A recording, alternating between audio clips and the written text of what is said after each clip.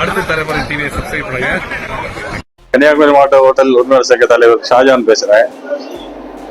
Case தட்டுப்பாடு வர ஆரம்பிச்சிட்டு சப்ளை நடத்திட்டாங்க. டீல இருக்கு 1-2 தான் தந்துட்டு இருக்காங்க. நீ நாளைக்கு க்ளோஸ் ஆகுதோ நாளைக்கு தெரியல.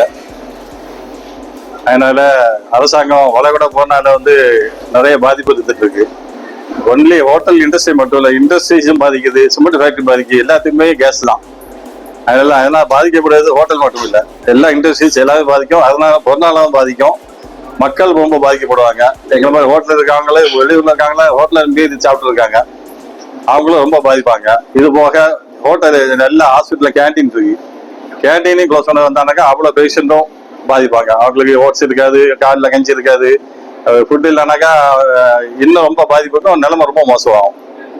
அதனால தமிழக அரசாங்கம் அதுக்குள்ள நடவடிக்கை எடுத்து, மத்திய அரசாங்கம் நடவடிக்கை எடுத்து 1-2 நாளையில ரெடி பண்ணனாக்கா எல்லா ஹோட்டலும் அடைக்க வேண்டிய கண்டிஷன் ஆகி, பெங்களூர்ல எல்லாம் ஹோட்டல் க்ளோஸ் பண்ண ஆரம்பிச்சுட்டாங்க. நம்ம ஊர்லயும் ராம்நாடு 1-2 இடங்கள்லாம் க்ளோஸ் பண்ணதாட்டு இங்க தகவல் வந்துட்டு இருக்கு. 1-2 நாளையில இங்கேயும் அதே கண்டிஷன் வந்துடும். ஏன்னா சப்ளை நிறுத்திட்டாங்க, டீலருக்கு சப்ளை வருது இல்லை, கம்ப்ளீட் நிறுத்திட்டாங்க. இருக்க சாக்க 1 நாள் கொடுப்பாங்க, அதோட க்ளோஸ் பண்ணிடுறாங்க. அப்புறம் ஹோட்டல் இருந்தோம், ஏன்னா பழைய மாதிரி விறகெல்லாம் போட்டு யாரும் எரிக்க வேண்டிய கண்டிஷன்ல ஹோட்டல் இல்லை, எல்லாம் கேஸ் ஆகிட்டாங்க.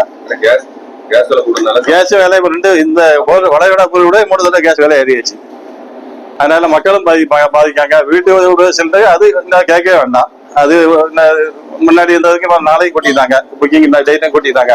முன்னாடி 21 நாளைக்கு இருந்தாங்க, விலைவாசி ஏறும், எல்லாம் ஏறும். அதனால மக்கள் பாதிக்கப்படுவாங்க, கண்டிப்பா பாதிக்கப்படுவாங்க மக்கள். அதனால 1-2 நாளையில தமிழக அரசும் மத்திய அரசும் சேர்ந்து இதுக்கு ஒரு முடிவு கேட்டது. அது என்னென்ன இது இல்லைனாக்கா எல்லா ஹோட்டலையும் அடைக்கக்கூடிய கண்டிஷன் வந்துட்டு, அதுக்கு இல்லாம மக்களையும் பொதுமக்களையும் எல்லாரையும் காப்பாற்ற வேண்டிய பொறுப்பு 2 அரசுக்கு இருக்கு. கன்னியாகுமரியில சின்ன பெருசா 5000 ஹோட்டலுக்கு மேல இருந்துட்டு இருக்கு. ஆமா, தொழிலாளி எப்படி பார்த்தாலும் ஒரு 30-35 தொழிலாளர் மேல தாராளமா வரும். கண்டிப்பா எல்லா தொழிலும் பாதிக்கும், தொழிலாளர்களும் பாதிப்பாங்க. இதனால மக்களுக்கும் கஷ்டம் தான். அதனால அந்த அளவுக்கு எவ்வளவு சீக்கிரம் முடிய நடவடிக்கை முடியுமோ நடவடிக்கை மத்திய அரசும் தமிழக அரசும் சேர்ந்து முடிவு எடுத்தாதான் இது ஸ்பீடா நடக்கும். கடைகள் அடைக்காத அளவுக்கு பாதிக்க வேண்டியது அரசின் கடமை.